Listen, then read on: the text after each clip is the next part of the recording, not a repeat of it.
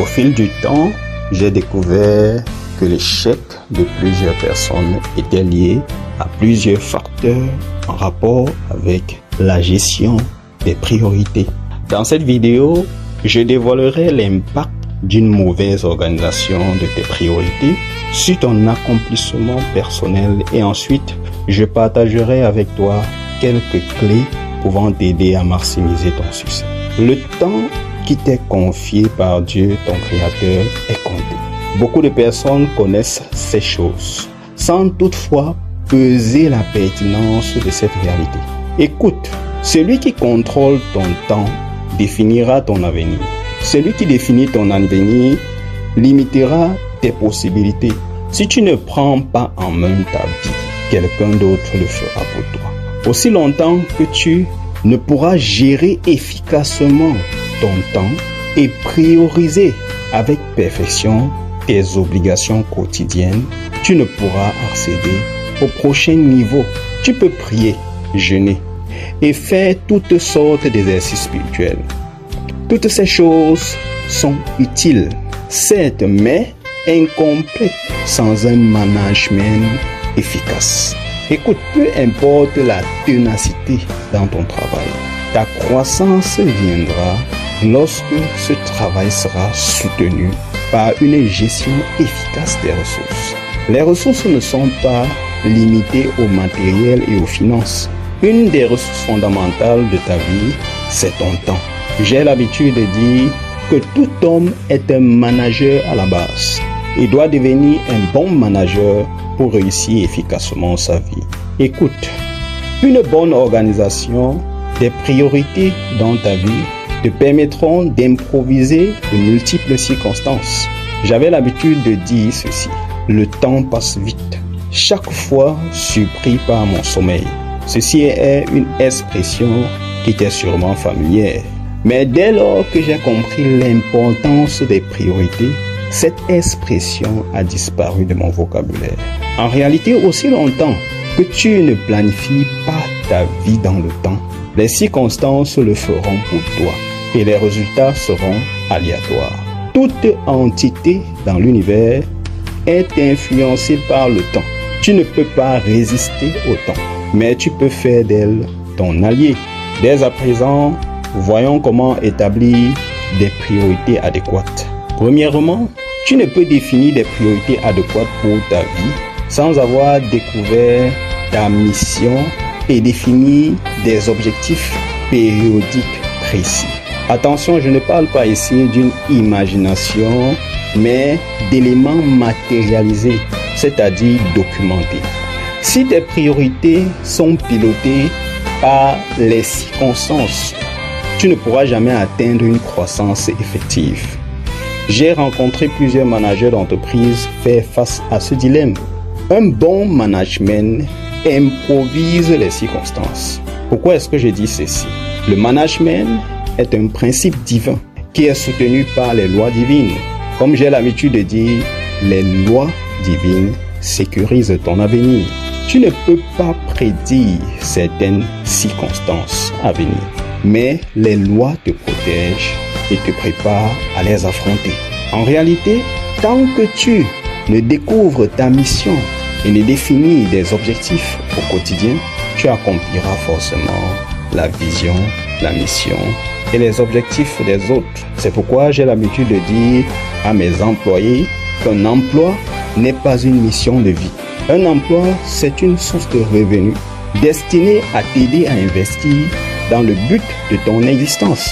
Car ton réel épanouissement, c'est dans le but de ta vie et non dans un emploi.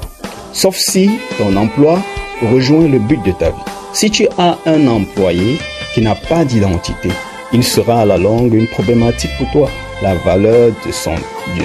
Un employé qui ne connaît pas la valeur de son temps qu'il prête à son employeur pour quelques centimes ne maximisera jamais la productivité de ce temps.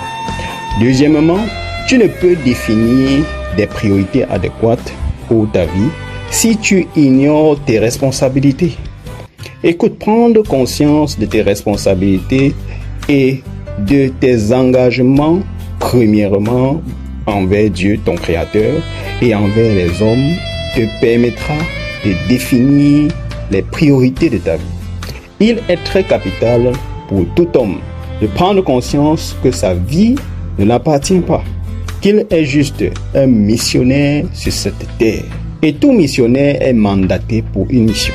Aussi longtemps que tu ignores cette réalité, l'ordre de tes priorités créera un déséquilibre permanent dans ta vie. En réalité, chaque jour de ta vie, tu vivras une satisfaction personnelle lorsque tu auras la paix premièrement envers Dieu et deuxièmement envers les hommes selon le plan de Dieu.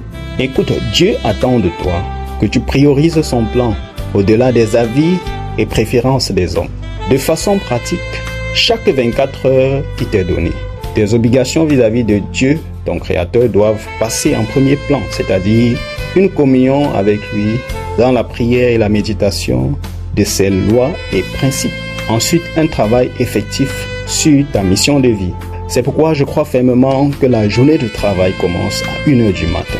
Toi qui as un emploi, c'est à ce moment que tu maximises le développement de ton projet de vie, après un moment de qualité avec ton Créateur. Troisièmement, tu ne peux définir des priorités adéquates pour ta vie sans un respect effectif du timing. Beaucoup de personnes planifient sans timing. Je le sais parce que moi-même je faisais pareil. Il fut un temps révolu. Cette absence de timing développe automatiquement une indiscipline.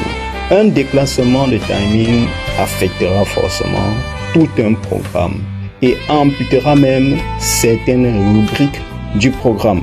Quatrièmement, tu ne peux définir des priorités adéquates pour ta vie si tu valorises plus la volonté des hommes que celle de Dieu, ton Créateur, dans ta vie. Tout homme désire être apprécié, aimé et valorisé, c'est naturel. Mais si ces désirs émotionnels deviennent tes objectifs au quotidien, ils vont influencer négativement tes priorités.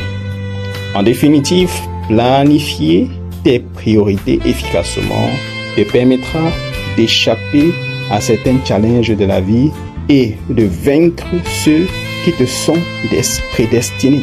De plus, tu ne peux pratiquer ces principes avec diligence et compréhension sans faire de Jésus-Christ de Nazareth ton seul Seigneur et Sauveur.